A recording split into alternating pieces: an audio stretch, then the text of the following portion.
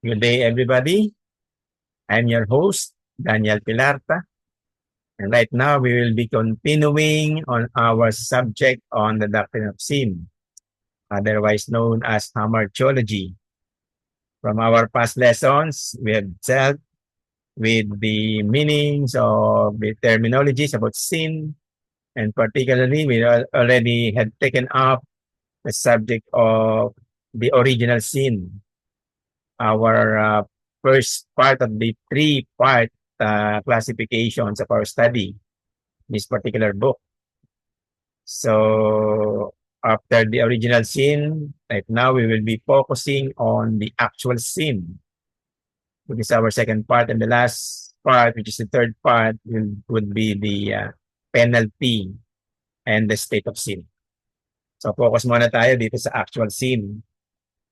So it says here in our screen with the same source, the book of Petrus van Maastricht, of course, yung kanyang theoretical, practical theology under the works of God and the fall of man in its volume number 3. Authored once again by Petrus van Maastricht, translated by Todd Rester, and edited by Joel Beakey. So sa pagpapatuloy, this is actually the part 11 of our series of lectures. And once again, we will be starting now with the subject of the actual sin. Ano ba itong mga ang tinatawag ni Maastricht na actual sin? And most of the theologians would call it, as part of hamartiology, the actual sin. I'll be reading some of the passages of the Bible which we have already taken up from our previous lessons. At yung pinaka-main context natin, nandun talaga sa Romans chapter 5 verses 12 to 21. Kaya nandito na yan sa screen natin. I'll be reading that from the ESV, or the English Standard Version of the Bible. Sabi dito, death in Adam, life in Christ. Yun yung ginawang title ng author, ng source natin. So therefore, just as sin came into the world through one man, and death through sin, and so death spread to all men because all sinned. Verse 13, for sin indeed was in the world before the law was given, but sin is not counted where there is no law.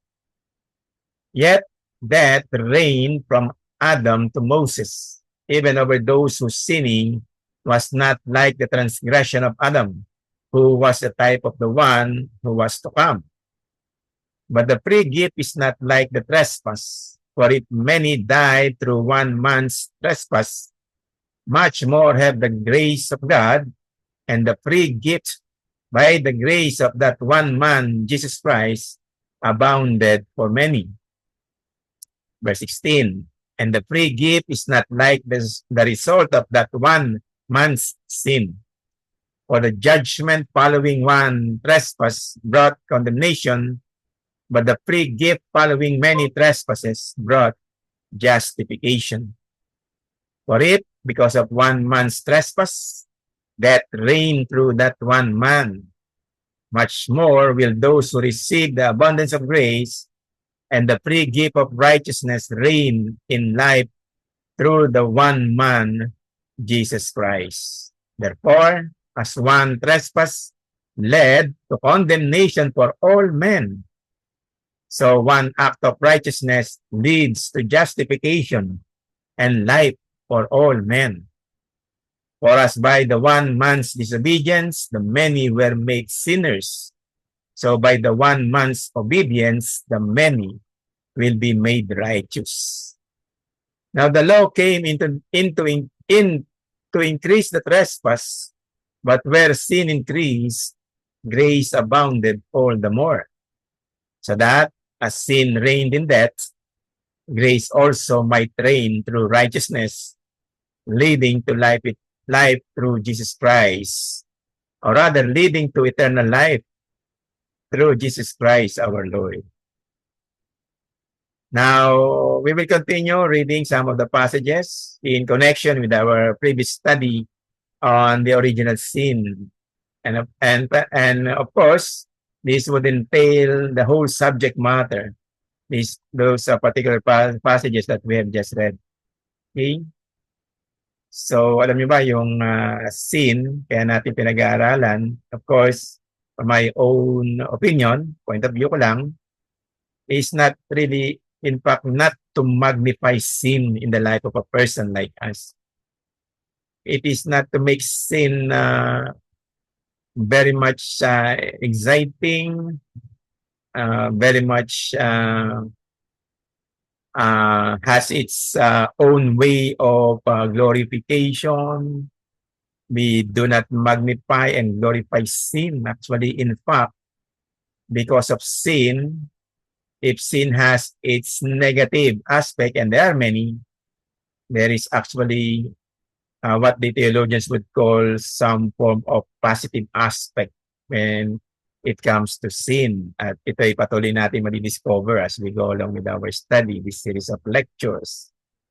So the negative aspect, sabi nga, it produces many consequences. At naaral na natin yan yung tawag na disgrace, guilt, and punishment. No?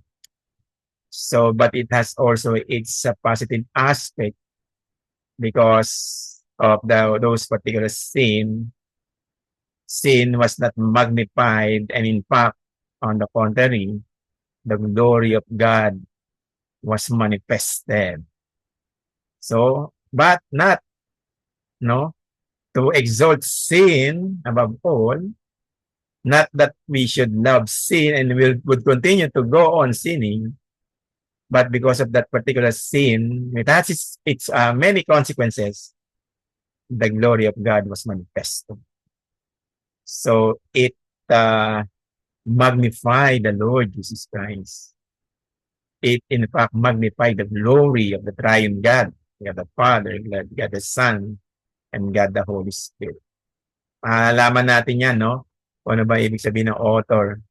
There's a positive aspect of that fall of man, or that the commission of that particular sin, or the sin of Adam and to his posterity.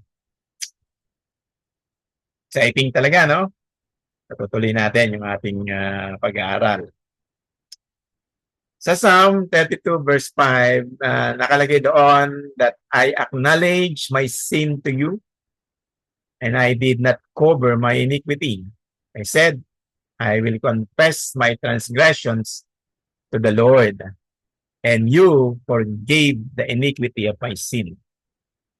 In 1 John chapter 3 verse 4, it says here that everyone who makes a practice of sinning also practices lawlessness. Sin is lawlessness. And in Romans chapter 3 verse 9, what then? Are we Jews any better off?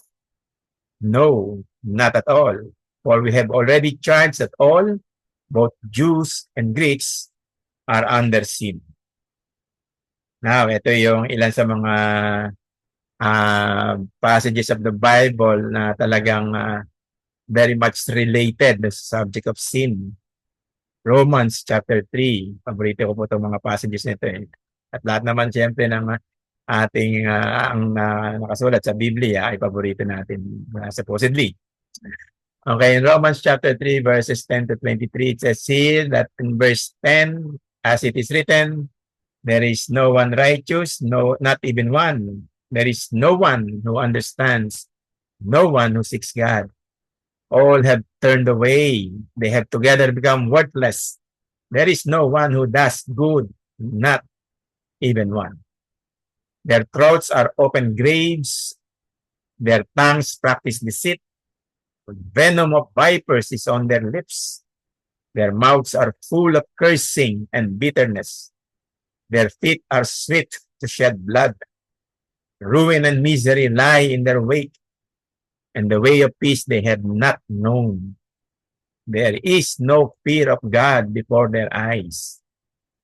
And the preceding passages, to conclude, in Romans chapter 3, verses 19 to 20 and up to 23. We will read on verse 19.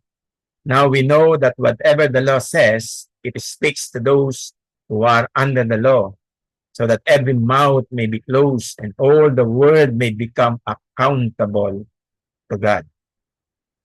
Verse 20, because by the works of the law, no flesh will be justified in his sight, for through the law comes the knowledge of sin.